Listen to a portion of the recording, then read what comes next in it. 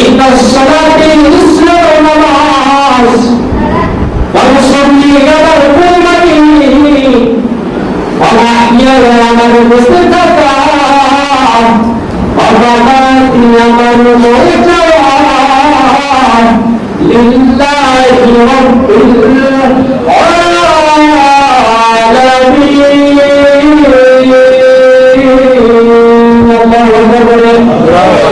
واتل عليهم نبأ بني آدم بالحق إذ قربا قربانا فتقبل من أحدهما ولم يتقبل من الآخر قال لأقتلنك قال إنما يتقبل الله من المتقين إن الله وملائكته يصلون على النبي يا أيها الذين آمنوا صلوا عليه وسلموا تسليما اللهم صل على محمد وعلى آل محمد كما صليت على إبراهيم وعلى آل إبراهيم إنك حميد مجيد اللهم بارك على محمد وعلى آل محمد كما باركت على إبراهيم وعلى آل إبراهيم إنك حميد مجيد الحمد لله পবিত্র সম্মানিত দেখি মুসলমান ভাইরা আমরা সর্বপ্রথম সেই মহান আল্লাহ তাআলার কালিমাত শুকর পাঠ করেছি যে মহান মালিক যে মহান মালিক যে মহান আল্লাহ আপনাকে আমাদের সুস্থ রেখে এই পবিত্র জুম্মাবারের মসজিদে এসে বসার তৌফিক করেছে এই জন্য আমরা আল্লাহর কালিমাত শুকর পাঠ করেছি সকলে বলেছি আলহামদুলিল্লাহ এবং দরুদ পেশ করছি সাইয়্যিদুল মুরসালিন খাতামুন নবীয়্যিন আমার রাসূলের আদর্শ প্রতিপালন করলাম নিহিত সেই রাসূলের প্রতি আমরা সংক্ষিপ্ত দরুদ পাঠ করছি সকলে বলেছি সাল্লাল্লাহু আলাইহি ওয়াসাল্লাম আসলে কাছে আরবি মাস আরবি জিলহজ কি মাস জিলহজ আজকে হলো খুতবা জিলহজ করে শেষ করব জিলহজ যাই যে আমরা যে আমরা যে মসজিদে এসেছি আমরা যে জিলহজ মাস আরবি একবার শেষের দিকের মাস এই মাস অন্যান্য মাসের তুলনায় কিন্তু আমাদের কাছে সবথেকে বেশি সম্মানিত চারটি মাস আমাদের কাছে সবথেকে সম্মানিত একটা হচ্ছে রজব একটা হচ্ছে শাবান আর একটা হচ্ছে জিলহজ এবং জিলহজ এই চারটি মাস আল্লাহ তাআলার সবচেয়ে বড় সম্মানিত মাস মানে আশহারুল হুরুম মানে হারামের মাস বলা হয় মানে এই মাসগুলো যুদ্ধ করা হয় এই মাস আমরা সেই মাস অবস্থান করতেছি আমাদের মৌসুম তো হয়তো মুসলমান তৈরি করে আসবে আমাদের কোরবানির বিষয় দেখবে সামনে সবাই যদি ব্যস্ত কোরবানি মাসা বাজারে শুনতে অনেক ভালো হতো যেমন আমি করা মাসা শুরু করি তো কোরবানি শব্দ এসেছে তাহাবুর শব্দ থেকে আর কোরবানা মানে হচ্ছে আল্লাহর নৈকট্য লাভ করা আল্লাহর নৈকট্য লাভ করা তাহাবুর মানে হচ্ছে আল্লাহর ভয় আল্লাহর নৈকট্য লাভ করা এই কোরবানির উদ্দেশ্য আমরা সকলে জানি অনেক বড় মুসলিম আমরা শুনেছি যে ইব্রাহিম আলাইহিস সালাম তার যে সন্তান ইসমাঈল আলাইহিস সালাম ওই আল্লাহর উদ্দেশ্যে কোরবানি করেছিলেন এই ইতিহাস আমরা অনেকেই জানি সম্মানিত ভাইরা এই কোরবানির ইতিহাস শুধুমাত্র ইব্রাহিম আলাইহিস সালাম থেকে শুরু হয়নি এই কোরবানির ইতিহাস শুরু হয়েছে হযরত আদম আলাইহিস সালামের জন্ম থেকে হযরত আদম আলাইহিস সালাম যখন পৃথিবীতে বসবাস শুরু করেছিলেন আদম আলাইহিস সালাম তার স্ত্রীর নাম ছিল হযরত হাওয়া আলাইহিস সালাম হাওয়া আলাইহিস সালামের গর্ভ থেকে পূর্ণাঙ্গ দুটো সন্তান জন্মগ্রহণ করত একটা হলো ছেলে আর একটা হলো মেয়ে, একটা ছেলে আর একটা মেয়ে জন্মগ্রহণ করতো, জন্মের সাথে জন্মগ্রহণ করতো। এরকম আল্লাহ এই সাথে কোরআনে কিছু কোরআন কিন্তু কিসা বর্ণনা হয়। কোরআন কিসা কিসা একটা আরবি শব্দ, কিসা মানে হচ্ছে কাহিনী, কিসা মানে কাহিনী, কিসা হচ্ছে আরবি শব্দ। আমরা কিন্তু কোরআনে কিসা বলতে দেয় না, দিয়েছে মানুষের কিসের জন্য, শিক্ষা হওয়ার জন্য। কোরআন কিন্তু কিসার কোনো কাহিনী এটা নয়। রাসূলুল্লাহ সাল্লাল্লাহু আলাইহি ওয়াসাল্লাম যখন মক্কা থেকে মদিনা হিজরত করলেন, তখন মদিনার নবী রাসূল সাল্লাল্লাহু হত্যা করার জন্য তারা ষড়যন্ত্র করল। তাদেরকে আরবিতে বলে আহলে কিতাব বলা হয়, আহলে কিতাব বলা হয়। তো আল্লাহ তাআলা যখন তাদেরকে স্মরণ করে দিলেন, হে রাসূল তাদেরকে আপনি স্মরণ করে দিন যে আপনার পূর্বে আদম আলাইহিস সালামের যুগের কিন্তু হাবীল এবং কাবিলের যে ঘটনা, তারা কিন্তু কাবিল কিন্তু হাবীলকে হত্যা করেছিল। হত্যা করার কারণে কিন্তু সে ধ্বংস হয়েছিল। আহলে কিতাবদেরকে ইহুদিদেরকে সতর্ক করে দিন, সেগুলো আপনার সাহাবীদের আপনার উপর জুলুম অত্যাচার করে, তাহলে কিন্তু এই দুর্নীতি থেকে বিশ্বাস অবিশ্বাস হয়ে যাবে। আল্লাহ বলেন এই পরিস্থিতিতে রাসূলুল্লাহ সাহাবীদের ঘটনা শুনে দিয়েছেন, সাহাবীরা সবাই আবু বকর ইসলামের গর্ভ থেকে প্রতিবারে চিন্তা করে সন্তান জন্মগ্রহণ করতে একটা ছেলে এবং একটা মেয়ে। এরপরে যখন আর তখন কোনো মানুষ ছিল না, এইবার বাস্তব প্রয়োজনের খাতে আবু বকর ইসলামের শরীরে যে দায় ছিল যে মোটর পক্ষের মেয়ে এবং দ্বিতীয় পক্ষের ছেলের সাথে বিবাহ যাই ছিল, মোটর পক্ষের ছেলের সাথে দ্বিতীয় পক্ষের মেয়ে যাই ছিল। এটা এই জন্য যাই ছিল সমাজে দুজন সন্তান জন্মগ্রহণ করতে তারা ভাই বোন হিসেবে ধরা পড়েছিল, তারা ভাই বোন হিসেবে বিবেচনা হয়েছিল। কিন্তু পরবর্তীতে তারা জন্মগ্রহণ করেছে, তারা ভাই বোন হিসেবে বিবেচনা হয় নাই। এমন পর্যায়ে কাবিলের সাথে যে আক্রমণ হয়েছে, এটা জন্মগ্রহণ করেছিল সেই সময় সুন্দরী। তখন কাবিল বলল যে আমি আকিবাকে কি করবো, বিবাহ করবো, কারণ আকিবা কাবিল কিন্তু একসঙ্গে কি করেছিল, জন্মগ্রহণ করেছিল, ভাই বোন হিসেবে নির্বাচিত হয়েছিল। তাদের শরীরে সেই সময় বিবাহটা জায়েজ ছিল না। এক পর্যায়ে দুই ভাই ভেতরে যখন রেশারেশি এমন করেছে, আল্লাহ এত বড় একটা সমস্যা ভেতরে আমাদের ফলাইয়া দিলেন, আমি কিভাবে এখান থেকে বিস্তার করবো। তখন আল্লাহ আদম আলাইহিস সালামের সন্তানদেরকে আদেশ করে তাদের আল্লাহ বলে কোরবানি করে কি করেন, আল্লাহ বলে কোরবানি করেন। এইবারে সেই সময় কোরবানির সিস্টেম ছিল, সেই সময় কোরবানির সিস্টেম ছিল মানুষ যেটা কোরবানি করতে চাকরির বাজারে রেখে আসতো, আসার পরে আসবার থেকে আগুনে সেই বস্তুটাকে পুড়িয়ে দিত। এমন সময় যখন আবু আলাইহিস সালাম তার সন্তানকে জানিয়ে দিল যে তোমরা আমার বলে কি করে কোরবানি করো, যার কোরবানি আমার কাছে কবুল হবে তার সাথে আত্মহত্যা হবে, বিবাহ হবে।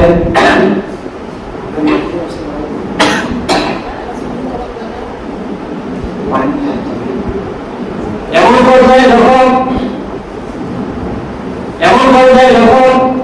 আবু আলাইহিস সালামের দুই পুত্র, একজন নাম ছিল হাবিল, একজন নাম ছিল কাবিল। এবার হাবিল যখন সেদিকে কুরবানি এবং পালন করত এবং কাবিল সেদিকে শস্যের আবাদ করত। এইবার দুজনে যখন তারা শরীরের মোকাবে চাকিয়ার বাজারে ফাঁকা জায়গায় তখন এগিয়ে আসলো। আসার পরে এক পর্যায়ে দেখা গেল যে আবু আলাইহিস সালামের দৃঢ় বিশ্বাস ছিল যে সত্যের বলেছিল, হকের বলেছিল, তার কোরবানি আমরা কি করবেন, তার কোরবানি কবুল করবেন। এমন সময় আমাদের কাবিল যে রকমগুলো যে দিয়েছিল, কাবিল যে শস্যগুলো কোরবানির জন্য দিয়েছিল, এই শস্যগুলোর ভেতরে কোনো দানা ছিল না। শস্যগুলোর ভেতরে কিছু না বড় দানা ছিল না। আর হাবিল যে পশুরা কোরবানি দিয়েছিল সেটা ছিল একবারে ছলছলা পর্যন্ত, মানে কানা কেন ভিন্ন কিংবা স্বাস্থ্য খারাপ এরকম কোনো সমস্যা এই পশুদের ভেতরে ছিল না। এমন পর্যায়ে যখন দুইজন যখন কোরবানির বস্তু যখন থেকে আসলে আবু হানিফা বিশ্বাস করেন সত্যের পক্ষে আছেন, তার বর্ণনা আল্লাহ কি বলবেন বলুন। বলুন এইবার যখন পরের সকালবেলা যখন হয়ে গেল, সকালবেলা হওয়ার পরে দেখা গেল যে হাবিলের উপর বলিলে আল্লাহ কি করে দিয়েছেন, পড়িয়ে দিয়েছেন। সুবহানাল্লাহ বলেন। কারণ সত্য বলে থাকে আল্লাহ তাদের ইবাদতটাই কবুল করেন।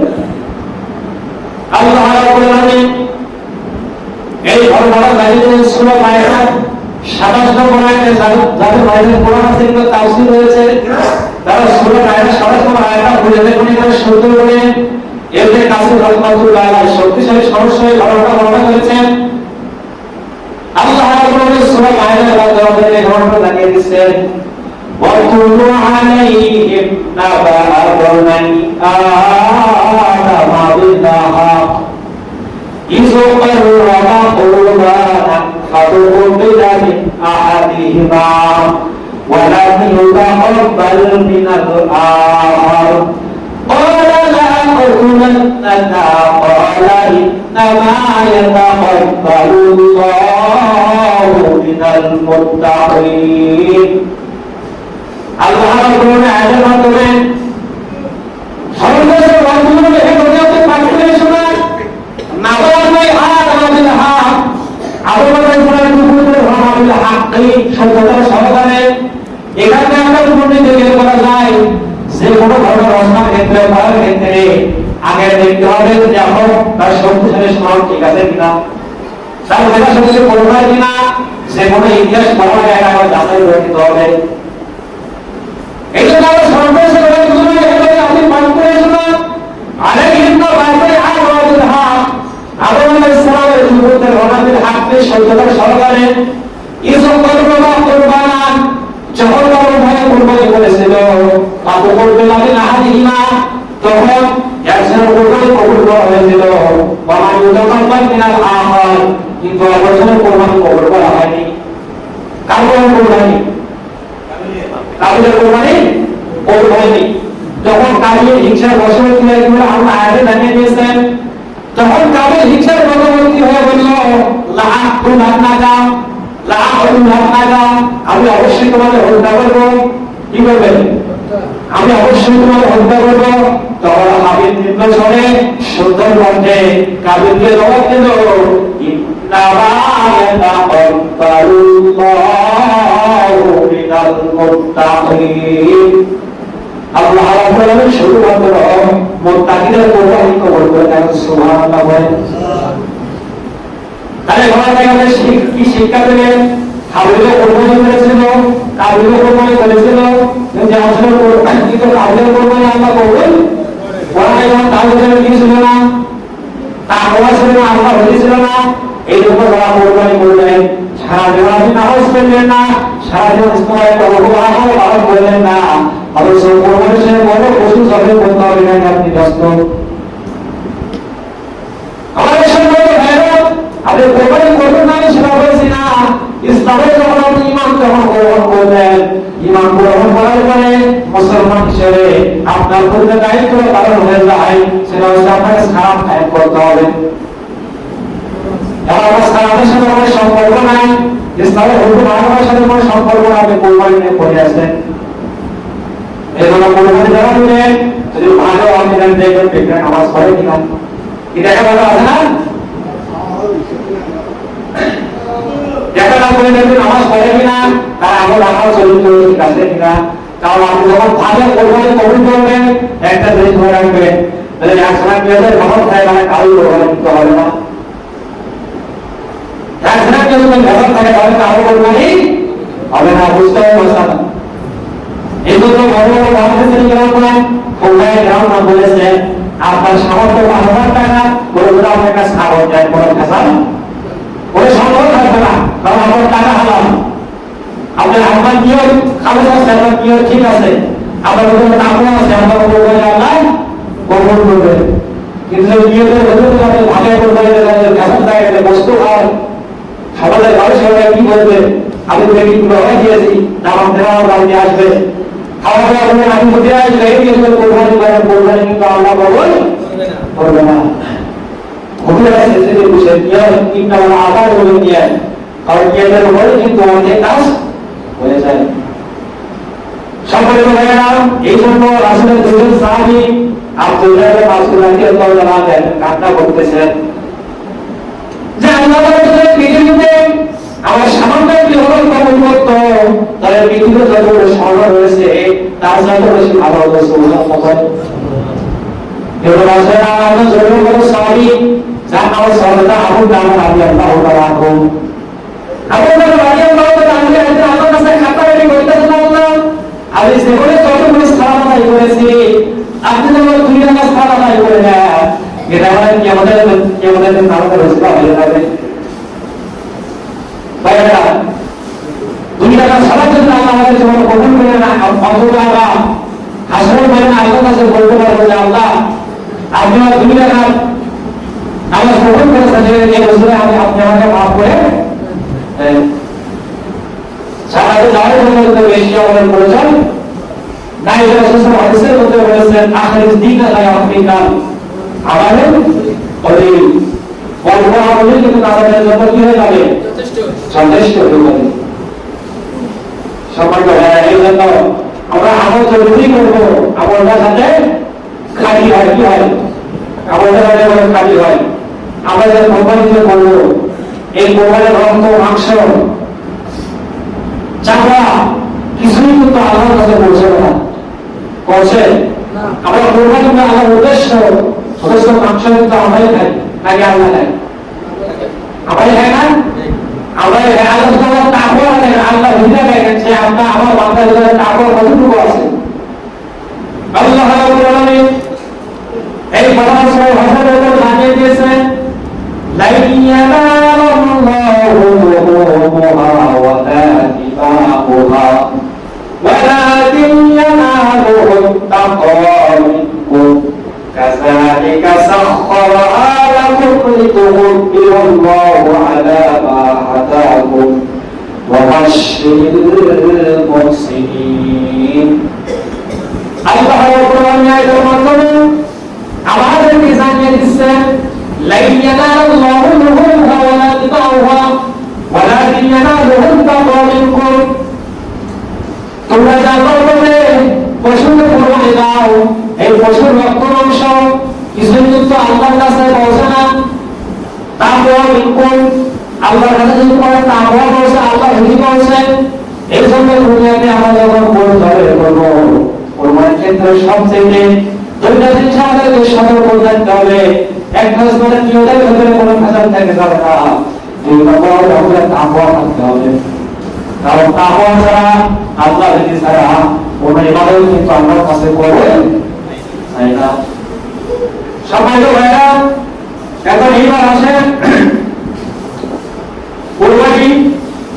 কোরবানি শব্দটা কোরবানিকে আরবি বলে উদ্হিয়া, কি বলা হয়? উদ্হিয়া বলা হয়। উদ্হিয়া শব্দ অর্থ হচ্ছে কোরবানি। উদ্হিয়ার হুকুম,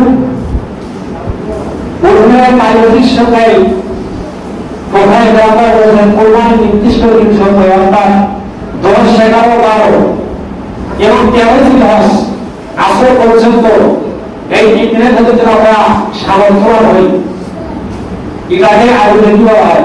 কোরবানি বলা হয়। কোরবানি হচ্ছে ওয়াজিব। কোরবানি হচ্ছে কোরবানি হচ্ছে ওয়াজিব। আমাদের মাযহাবের মোতাবেক, আমাদের মাযহাব মোতাবেক কোরবানি করা ওয়াজিব। যাদের সামর্থ্য আছে তাদের কোরবানি করতে হবে। কোরবানির বিষয়টা হচ্ছে যেমন জাহাজের ক্ষেত্রে আমরা যখন জাহাজ প্রদান করেছি মাঝে 1 বছর হবে না, মাঝের বয়স 1 বছর হবে না, কিন্তু কোরবানির ক্ষেত্রে এই অঙ্কের বিধান নাই। আপনাদের 10, 11, 12 এই 3 দিনের মধ্যে আপনি সামর্থ্যবান হয়ে যান, কোরবান 10 তারিখে আপনি সামর্থ্যবান হন নাই, 11 তারিখেও হন নাই, 12 তারিখে আপনার সামর্থ্য হয়েছে, তাহলে সেই জন্য আপনার কোরবানি দিতে হবে। কোরবানির বিষয়টা হচ্ছে শেষ সময়ের সঙ্গে সম্পৃক্ত, মানে শেষ সময়ের আগে যদি আপনি নিসাব পরিমাণ সম্পদের মালিক হন তাহলে আপনার কোরবানি দিতে হবে। তারপর আরেকটা বিষয় হলো কোরবানি কাদের উপর ওয়াজিব। 1 নম্বর কোরবানি দিতে হলো আইয়াতুল মুসলিম, আমরা মুসলিম হতে হবে। দ্বিতীয় নম্বর হচ্ছে আইয়াতুল হুরর, তথা আমাদের স্বাধীন হতে হবে। কি দিনের উপরে কিন্তু কোরবানি করা জায়েজ না। দ্বিতীয় নম্বর হচ্ছে মুসলিমান, আপনারা মুসলিম হতে হবে। মুসলিম পোশাক যেমন আমরা নিজের আগে বসবাস করি, আগে কি বলা হয়? মুসলিম বলা হয়। আমাদের এখান থেকে ঢাকা হিজরত করেন, সফর করেন, তাহলে আপনি পোশাকুর হয়ে যাবেন, তখন আপনারা কোরবানি ওয়াজিব হবে না। 4 নম্বর হচ্ছে আপনাদের নিসাব পরিমাণ মালের মালিক হতে হবে, যেটা পূর্বেই বললাম। 5 নম্বরে কোরবানি দিলে আমাদের কোরবানি করতে হবে। তারপরে আর কিছু বিষয় কোরবানি আমাদের যেসব বস্তু কোরবানি করা যাবে সেগুলো হচ্ছে গরু, মহিষ, ভেড়া, দুর্বা, এইসব বস্তু কোরবানি করা যাবে। হাঁস, মুরগি কোরবানি কিন্তু কোরবানি জায়েজ হবে না। আরেকটা বিষয় হচ্ছে যেসব পশু দ্বারা কোরবানি করা যাবে না, যেমন কোনো পশুদের শিং না থাকে, শিংয়ের পশু দ্বারা কোরবানি জায়েজ হবে। কোনো পশুদের শিং না থাকে, শিং না থাকলে কোরবানি কি হবে? জায়েজ হবে।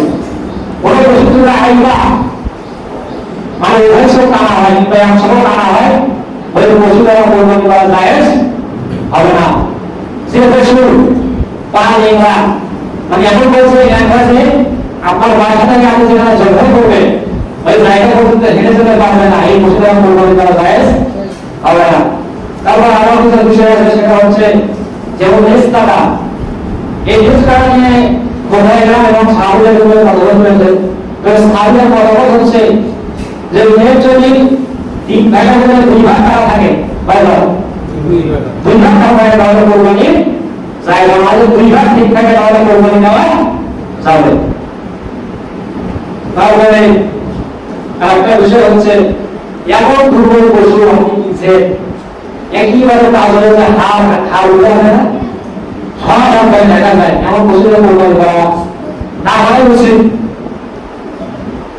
কারণ আমাদের বলতেই বলেছেন যে হাবিলের তাদেরকে কোরবানি করেছিল, আজকে কিন্তু জোরপূর্ণ দিয়েছিল এটা ধরনের টানা সেটা নষ্ট। আর হাবিল যেটা করেছিল সে বসেছিল একবারে ফ্রেশ ফ্রেশ, কোনো ফ্যাশন ছিল না। আমরা যে 20,000 টাকা খরচ করে কোরবানি দেবো, অবশ্যই দেখে শুনে পরিশ্রমটাকে পড়ায় করতে হবে, সম্মানিত ভাইয়েরা। আর এই যে কোরবানি যে আমরা দেবো একমাত্র আল্লাহর সন্তুষ্টি ছাড়া আর কারো উদ্দেশ্যে এই কোরবানি করা যাবে না। আল্লাহ রাব্বুল আলামিন এই আমাদের কাছ থেকে 70 বছর আগে সূরা আল-ইসরার আল্লাহ রাব্বুল আলামিন আমাদেরকে জানিয়ে দিয়েছেন, ওয়ালিল্লাহ সালাতি ওয়া নুসুকি ওয়া মাহইয়ায়া ওয়া মামাতি লিল্লাহি রাব্বিল আলামিন। আল্লাহ রাব্বুল আলামিনের মাধ্যমে আমাদেরকে স্মরণ করে দিয়েছেন, মনে হবে আপনি বলেন ইন্না সালাতি ইসলাম নামাজ ওয়া নুসুকি আমার কুরবানি ওয়া মাহইয়ায়া আমার বেঁচে থাকা ওয়া মামাতি আমার মরে যাওয়া লিল্লাহি রাব্বিল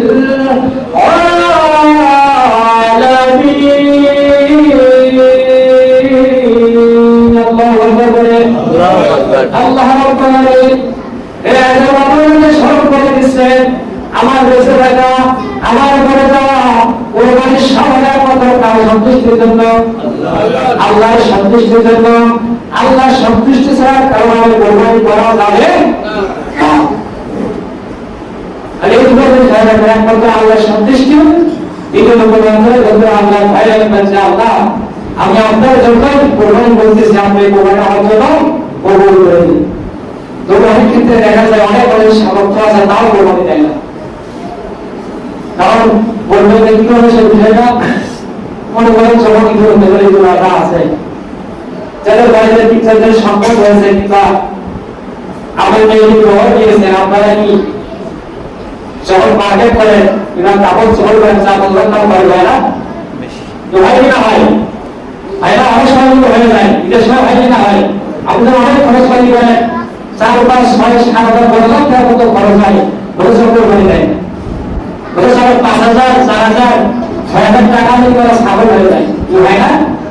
হয়ে যায়। এই জন্য কোরবানি কিন্তু একটা মানে মুসলিম করতে বলো যাদের সামর্থ্য আছে কিন্তু একটু টাকা পড়াতে কষ্ট করে দেওয়ার চেষ্টা করবে, কষ্ট করে দেওয়ার চেষ্টা করতে হবে। কারণ এরা বিশাল সরকার সুস্থ হাদিসে বলতে বলেছেন মা ওয়াজনা সাআতান মিনাল মালি ওয়াজনা আযা, যে সামর্থ্য থাকা সত্ত্বেও কোরবানি করবে না সে বাবা কিন্তু আজার পাওয়ার আশেপাশে না আসে। কত বড় কথা বলেছেন, সামর্থ্য থাকার পরেও যদি আপনি কোরবানি না করেন, রাসূল সাল্লাল্লাহু আলাইহি ওয়াসাল্লাম কত কথা বলেছেন সে বাবা কিন্তু আজার মাঠের আশেপাশে না আসে। এই জন্য এরা কোরবানি করলো শুধুমাত্র আল্লাহর সন্তুষ্টির জন্য। আর কোরবানির ক্ষেত্রে দেখা যায় আমরা যখন কোরবানি যখন জবে বলবো কিছু নিয়ম রয়েছে। কোরবানি জবে বড় ক্ষেত্রে 3টা রং কাটতে হয়, 3টা। তারপর বলবো কোরবানি আমরা কমপক্ষে 2টা রং কাটতে হবে। কারণ দেখা যায় অনেক কি আছে এই জায়গাটা কি শরীরে কি করে উড়ানোর চেষ্টা করে না, খবরদার এটা করবে না। মানে এই কাজ যখন আমাদের কোরবানি বিজ্ঞানীরা বলেছেন এই কাজ করার সঙ্গে সঙ্গে বলে হারাম করতে হবে, কি করতে পারে বলুন, হারাম করার মৃত্যু করতে পারে, তখন কোথাও কোরবানি আপনার হয়ে যাবে না। আর একটা হচ্ছে কোরবানি যখন আমাদের পশু যখন পর্যন্ত তার বিশ্বাস শেষ না হয়ে যাবে ততক্ষণ পর্যন্ত খান করা খবরদার এই কাজ কখনই করা যাবে না। আর কোরবানির আগের দিকে শরীরে ভালো করে থাক দিবেন। আমি যেভাবে যতগুলো কোরবানি করেছি অনেক সময় দেখা যায় থাক নাই, গ্যাসের জন্য খাল দেওয়া যায় কিন্তু গরুর বলা মানে না, খবরদার এই কাজ করা যাবে না, তাহলে তাকওয়া কিন্তু নষ্ট হয়ে যাবে। আগের দিনে একবার প্রস্তুতি নিয়ে রাখবেন। তারপরে কোরবানির পশু যে মাংসের বিতরণ পায় আমরা সবাই ঠিকভাব করতে হয়। এই ঠিকভাবটা কিন্তু মোস্তাহাব, মানে আলাদা আমি কথা হিসেবে করতে চাই না, আমি বলে মোস্তাহাব হিসেবে করা লাগবে। মানে এই দেওয়া মানসিকতা মনে করতে পারে এই জন্য অনেক আলেমরা এই বিষয়টাকে এড়িয়ে যায়। কোরবানির বছর ঠিকভাব করা কি মোস্তাহাব। এখানে একটা জিনিস বিষয় রাখতে হবে, মোস্তাহাব জিনিস হলেও এটার বিশাল ফজিলত রয়েছে। রাসূল সাল্লাল্লাহু আলাইহি ওয়াসাল্লাম বলেছেন যে ঈদের দিনে কোরবানির গোশত মানে নিজে খাবে এবং আমাকেও খাওয়াবে। আমরা যারা কোরবানি করব আমাদের তারাই লিস্ট করতে হবে যে কারা কারা কোরবানি দেয়নি, আমাদের ঠিকঠাক করে নিজের ভাগ বলি বিসমিল্লাহ ভাগ আত্মীয় স্বজন ভাগ আমরা যে করি তাহলে ভালোভাবে লিস্ট করতে হবে। কেউ যাতে শেষের মাংস খাওয়া থেকে ভাগ না চায়। কোরবানির ক্ষেত্রে এই বিষয়গুলো লক্ষ্য রাখবেন। আর আরেকটা বিষয় হলো কোরবানির গোশত আগে সংরক্ষণ করে রাখার দরকার নাই, অত বেশি সংরক্ষণ করার দরকার নাই। যদি আত্মীয় স্বজনকে ব্যবহার করে যদি থাকে সেক্ষেত্রে আপনি সংরক্ষণ করবেন। এখন আপনি আত্মীয় স্বজন কিছুই দিলেন না, সবই নিতে দিলেন, তাহলে উদ্দেশ্য ঠিক থাকতো। এই জন্য আমাদের আশপাশে গরিব মিসকিন যারা আছে, ফকির যারা আছে ওদেরকে লক্ষ্য রাখতে হবে সবাই তাদের সেটা মাংস খেতে পারে। সম্মানিত ভাইরা, আর সাফার যে বিষয়টা আমার বিষয়টা সরকার হয়ে দিই, তাই সরকারের উত্তম বলে আমরা সরকার করে সব চাইতে ভালো। আর একটা বিষয় হলো